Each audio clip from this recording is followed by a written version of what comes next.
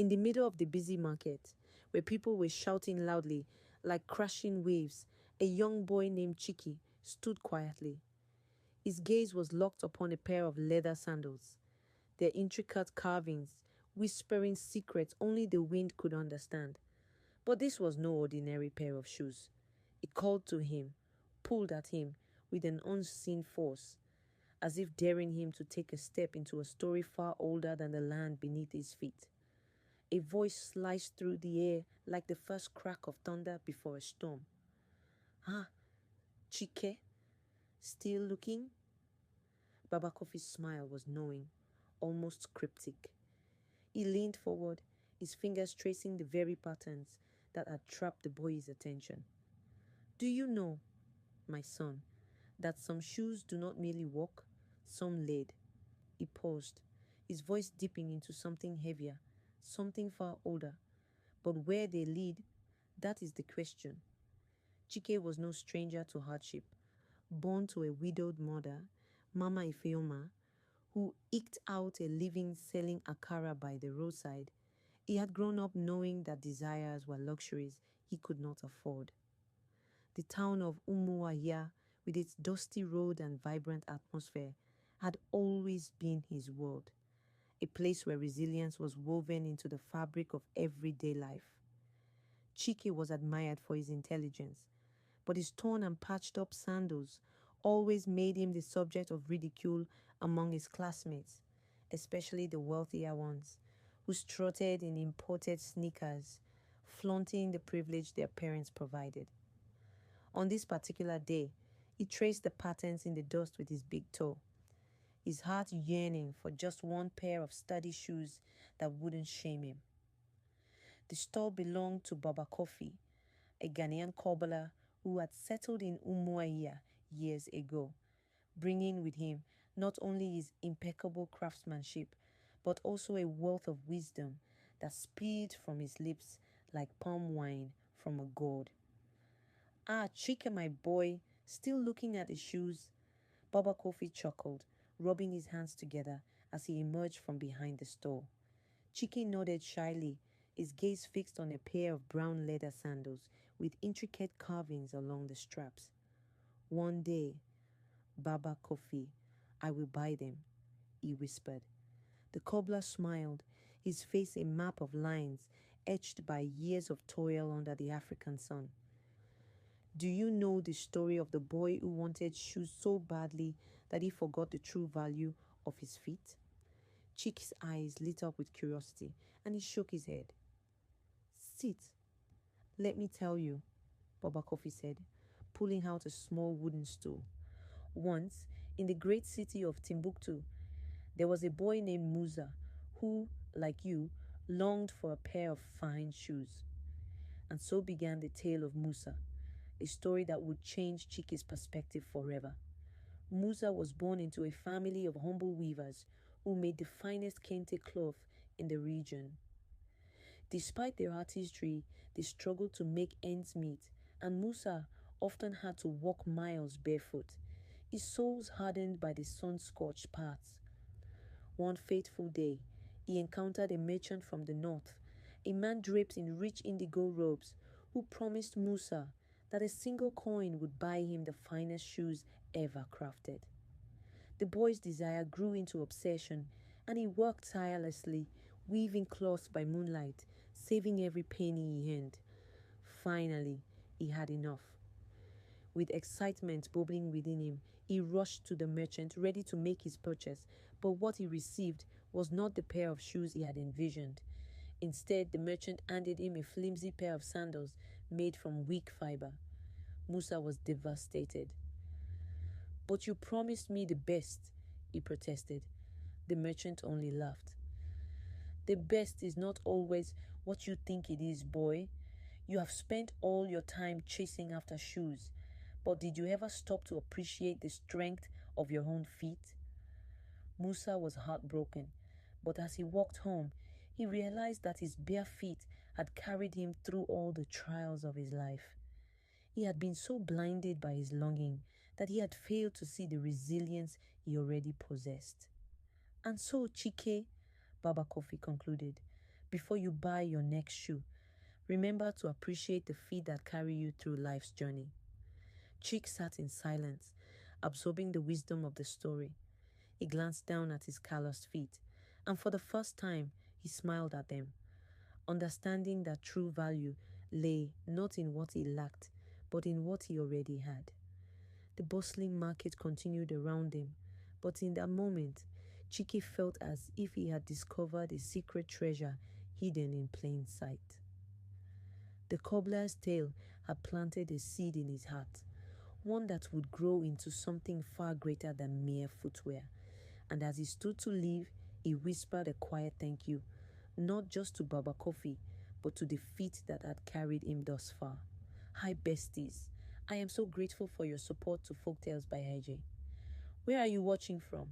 Let's dive in, but don't forget to like, subscribe, and leave a comment. The sun burned with an unforgiving glare over the vast expanse of the Sahelian market town of Gidan Zuma. Stalls made of woven palm fronds lined the winding pathways, the owners calling out to passing traders with persuasive voices, urging them to examine their wares.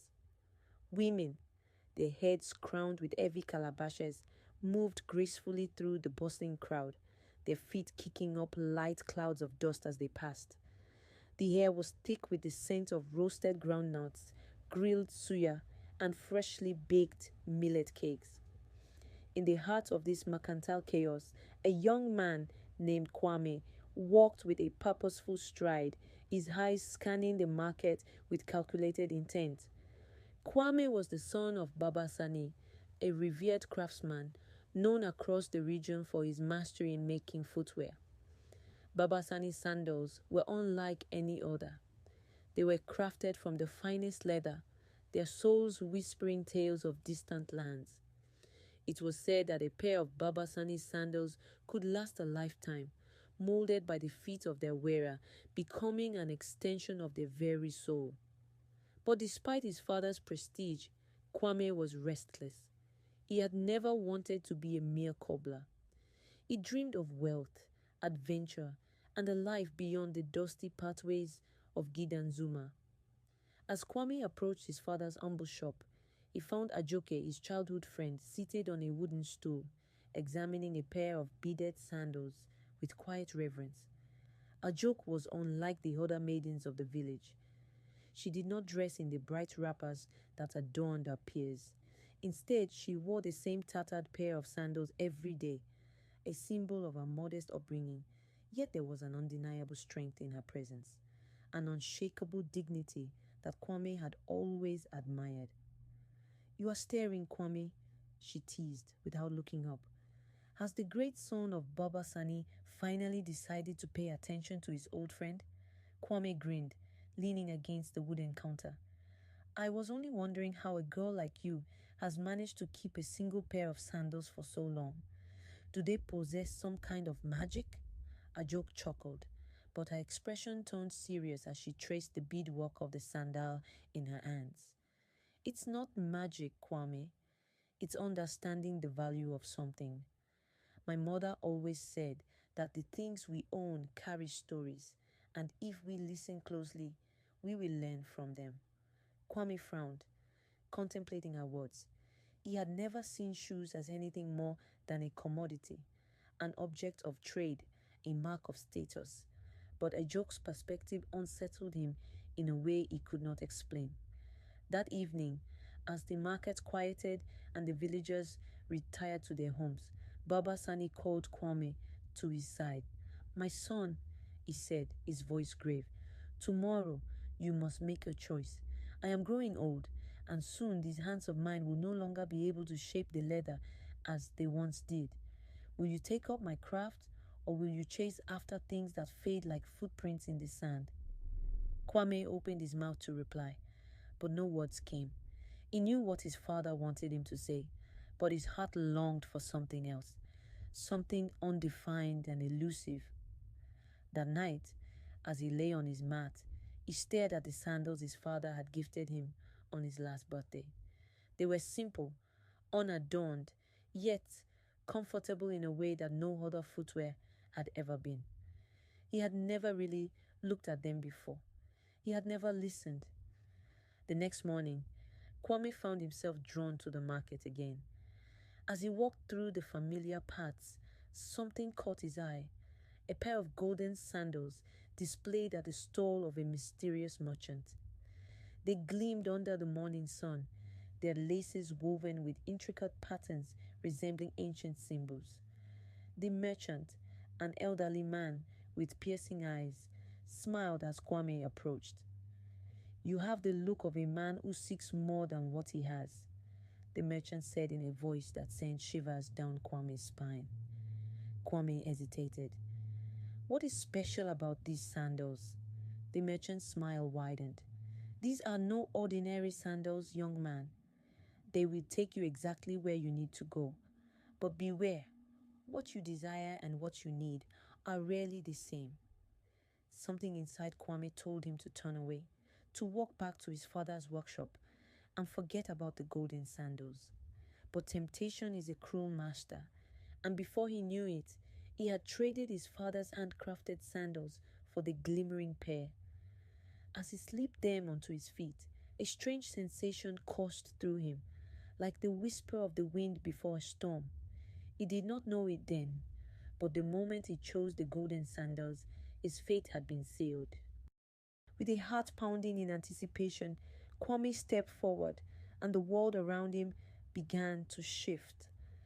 The dusty paths of Gidanzuma blurred, and suddenly he was no longer standing in the market. Instead, he found himself in a place he did not recognize, a place where the roads shimmered like molten gold, and the air was thick with the scent of distant rains. The golden sandals had taken him somewhere new, somewhere unknown, and in that moment, he realized the merchant had not been lying. These sandals were indeed magical, but magic, as Kwame would soon learn, always comes with a price. The sun hung low in the sky, casting long shadows across the ancient baobab trees that lined the outskirts of the bustling marketplace in the heart of the Ajanwe kingdom. The scent of roasted plantains and fresh spices mingled in the air, creating an intoxicating blend that symbolized both the prosperity and the struggles of the land. The sounds of haggling voices, laughter, and the occasional beat of a talking drum filled the atmosphere. But beneath this lively scene lay the weight of an unspoken truth that haunted the village. Abeni, the gifted artisan whose hands crafted the most exquisite leather shoes in the land, walked with a measured pace through the narrow alleys of the market. Each step she took seemed deliberate, her eyes scanning the horizon as if searching for something unseen by others. She had spent years perfecting her craft, yet deep within her heart, there was a restlessness she could not silence.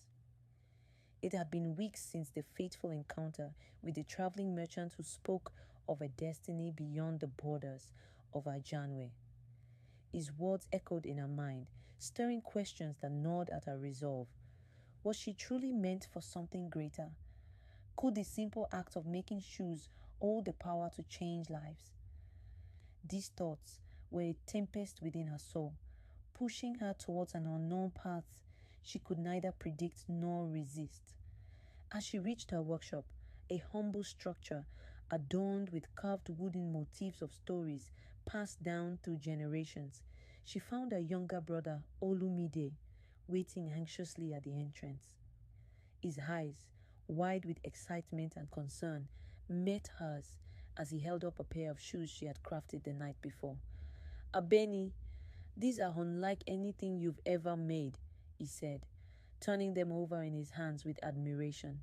"The patterns, the stitching, it feels as if they hold a secret." Abeni hesitated before responding, her fingers grazing the leather as she took the shoes from him. Indeed, they were different.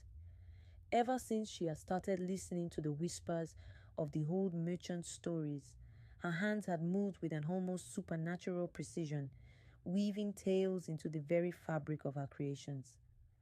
"Maybe they do," Olumide she murmured, more to herself than to him.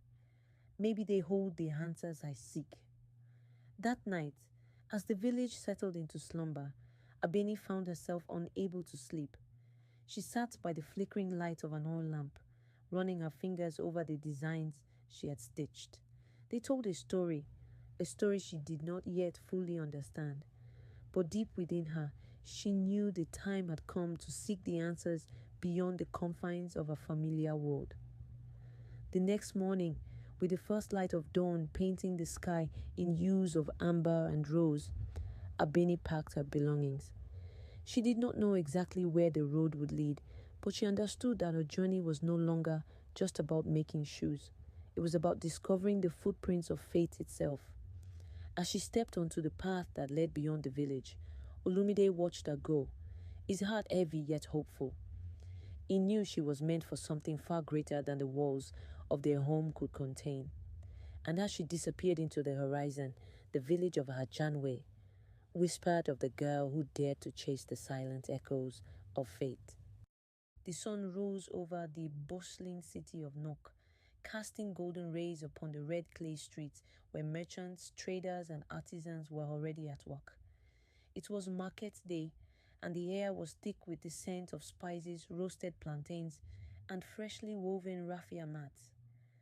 In the heart of the city, a large open-air market stretched as far as the eye could see, a labyrinth of stalls adorned with bright textiles, shimmering jewelry, and baskets brimming with exotic fruits. Among the crowd, Ayanda walked with a sense of purpose, her bare feet dusted with the reddish earth of her homeland. She was no longer the girl who once hesitated to claim her place among her people. She had become a woman of wisdom and strength. The echoes of laughter and bargaining voices filled the air as she moved through the throng, her keen eyes scanning the market. Today was no ordinary day. Today, she was to face the greatest trial of her life. The elders had decreed that, in order to prove her worth and claim the inheritance of her ancestors, she must engage in a test of wisdom, endurance, and morality. The trial, known as Oju Oja, was an ancient tradition, a test given only to those who sought to become true custodians of their lineage. Ayanda's challenge was simple in words, but complex in execution. She had to navigate the market armed with only a single gold coin and return before sundown with a valuable lesson that would benefit the people of Nok. She could buy, trade, or exchange as she wished, but at the end of the day, she had to return with something that held more than mere material value. She inhaled deeply, feeling the weight of expectation on her shoulders. The elders watched from the high balcony of the great hall, their wise eyes following her every move. The people of Nok, curious and eager to see what would unfold, trailed her at a respectful distance. Some whispered in hushed tones, speculating on whether she would succeed or fail. Others watched with admiration, knowing that Ayanda had always been different, a mind sharp and her spirit unyielding. She approached the first stall, where an old woman sat behind the table, piled high with intricately carved wooden figurines. Each piece told a story: warriors in battle, mothers cradling their children, kings sitting upon thrones. Ayanda reached out to pick one up, her fingers tracing the delicate lines of the carving. "These are beautiful, Mama," she said, a voice gentle yet inquisitive. The old woman, known to all as Iyakemi, smiled knowingly. "Beauty is in the soul of the beholder, my child. What is it you seek today?" Ayanda pondered the question. "Something of value, something that will teach our people a lesson." Iyakemi nodded, her aged fingers tapping against the wood. "Then your search will be long, for true value is often hidden beneath the surface." She leaned forward, whispering as if revealing a secret. "Beware of things that shine too brightly, for gold is not the only treasure." With those cryptic words, Ayanda continued through the market, her mind turning over the woman's advice. She encountered a blacksmith whose anvil rang with the music of metal striking metal, a fisherman selling the freshest catch from the river, and a storyteller whose voice wove magic into the very air. Each offered something, yet none seemed to hold the answer she sought. As the sun climbed higher, Ayanda came upon a young boy, no older than 10, sitting on the ground with a torn sack beside him. He looked up at her with eyes that spoke of hunger and hardship. "Sister, do you have anything to spare?" he asked, his voice barely above a whisper. Ayanda looked at her single gold coin, then at the boy. If she gave it away, she would fail the trial. Yet, how could she turn away? Kneeling beside him, she asked, "If you had this coin, what would you do with it?" The boy hesitated, then said, "I would buy bread for my sister and me. We have not eaten in 2 days." Ayanda studied him carefully. She could see the honesty in his eyes, the desperation in his thin frame. She thought of Iyakemi's words, "True value is often hidden beneath the surface." A thought struck her, a lesson that was worth more than gold itself. She handed the boy the coin and said, "Take this, but promise me that when you have enough, you will do the same for another in need." His eyes widened in shock, then filled with tears. "I swear it, sister. I swear it with all my heart." Ayanda stood and turned to face the crowd that had gathered, including the elders who watched intently from above. "True wealth," she said, a voice carrying over the market square, "is not in what we keep, but in what we give. What good is gold if it cannot ease suffering? What good is wisdom if it does not serve others?" A murmur rippled through the crowd, then applause. The elders nodded, their faces unreadable but approving. The trial was over, and Ayanda had passed not by accumulating wealth, but by recognizing the power of kindness and responsibility. The lesson she had returned with was one that would echo through generations. The true measure of riches is in the legacy of generosity one leaves behind. As the sun dipped toward the horizon, Ayanda walked toward the great hall where the elders awaited. She felt lighter, freer, as though the burdens of expectation had been lifted. Today, she had not only proved her worth but had also transformed the hearts of her people. And in doing so, she had become something greater than she had ever imagined. She had become a legend. The evening sun hung low on the horizon, casting long shadows across the rolling fields that stretched beyond the bustling marketplace of Nok. The warm golden hues bathed the earth in a soft glow, as if the land itself was holding its breath, waiting for the return of its daughter. Ayanda stood at the crest of a hill, her eyes scanning the familiar contours of her homeland. It had been a long journey, fraught with trials that tested not only her strength, but the very core of her being. Now she was home, but she knew she was not the same person who had left. The journey back to Nok had been anything but easy. Along the way, she had encountered both kindness and cruelty, moments of clarity and bouts of doubt. Each step had carried with it the weight of the lessons she had learned, the faces of those she had met etched into her memory like the carvings on the ancient stones of her ancestors. She had left as a seeker of wisdom, but now she returned as a bearer of truth, her heart heavy with knowledge that few possessed. As she descended the hill and entered the village, she was greeted by the murmurs of the townsfolk, their eyes filled with curiosity and admiration. Whispers spread like wildfire. "Ayanda has returned." Some spoke of her journey with reverence, others with skepticism. The elders, seated beneath the great baobab tree in the center of the village, watched her approach with knowing gazes. It was they who had sent her forth, and now it was they who would listen to what she had brought back. Ayanda walked with purpose toward them, her feet stirring the dust that had settled in her absence. As she stood before the council, she bowed her head in respect before meeting their gazes. "I have returned as you have asked," she said, her voice steady despite the weight of the moment. Elder Homokun, the oldest among them, nodded. "Tell us, child, what have you learned?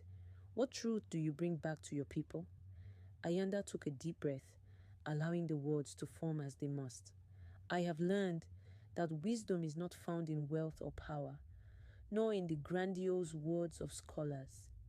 It is found in the smallest of acts, in the quiet moments where kindness is given without expectation, where sacrifice is made without regret. I have learned that to lead is not to command, but to serve. That true strength is not measured by how much one can carry, but by how much one is willing to let go." Her words hung in the air, heavy with meaning. The elders listened in silence, their eyes reflecting the wisdom of their own years. Then, after a long pause, Elder Abeni spoke. "And what will you do with this knowledge, Ayanda? Will you keep it for yourself, or will you share it with those who need it most?" Ayanda met her gaze without hesitation. "I will teach. I will pass on the lessons I have learned, not through words alone, but through action. I will walk among my people, not as one above them, but as one of them. And together, we will build a future where wisdom is not hoarded by the few, but shared by the many." A murmur of approval spread through the gathered crowd. The elders nodded in agreement, their expressions betraying a sense of satisfaction. Ayanda had passed her final test, not by proving her own greatness, but by recognizing the greatness in others. That night, the village celebrated her return with a great feast. The drums echoed through the night, their rhythm telling a story of triumph and transformation. But Ayanda did not bask in the praise or the accolades. Instead, she sat among the children, weaving tales of her journey, her voice carrying the lessons she had learned. And as they listened, wide-eyed and eager, she knew that the true journey was just beginning. For wisdom, she had learned, was not a destination, but a path, one that she would walk for the rest of her days. Thank you, besties, for watching till the end. What do you think of this story, and did it remind you of anyone?